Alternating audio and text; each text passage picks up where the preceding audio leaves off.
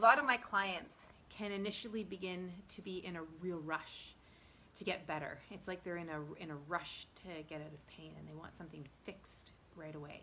And what they actually need to do is they need to slow down. And slowing down can be really, really tough because a lot of my clients are actually quite driven, and they've got quite a lot of push and drive in them.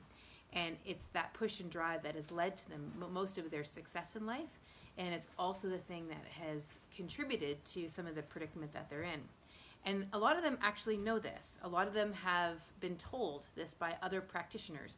And in some cases, some have said to me that they have felt wrong almost in being this way. And, you know, maybe they're just hooped and this is what they need to, this is just, they're hooped and they can't get out of pain.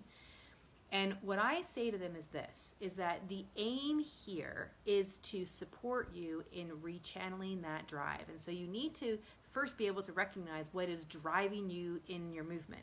Because a lot of people who are compensating or utilizing poor movement patterns are doing it because there's this need to get something done, or this need to push further, or the feeling that if they push further, that's how they're going to progress, or this feeling that they need to push forward in order to get a stretch, and the stretching is what's going to help them.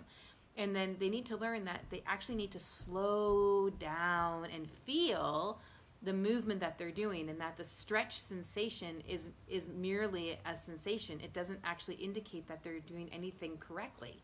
But if they're only going after that stretch, if they're in a rush for that feeling of stretch, they're actually not going to get well. So when they can slow down and notice what the movement components are, when they can slow down and really feel where they're compensating, what they're really driving from and what's pushing them, and then recognize how they can then rechannel that energy, they can get better very, very quickly.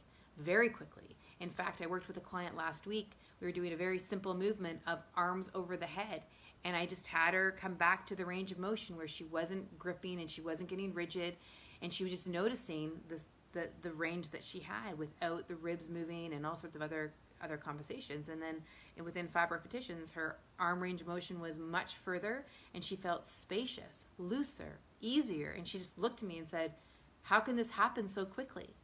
And yet, so here is the paradox, here is the cosmic joke, is that so many people are in a rush to make this process happen, and yet when you slow down, it actually comes a lot faster than you ever imagined. So I like to say to people that the turtle wins every single time. Every single time. So play around with this idea of slowing down so that you can really feel what is actually going on. Feel what your movement patterns are. Feel what it is. Feel what it is that is happening in your body, where you're compensating, where you're gripping, where you're bracing inappropriately, where you're holding inappropriate tension, where you're moving well as well. So you can keep nurturing what you're doing well and quieting what you're not doing well.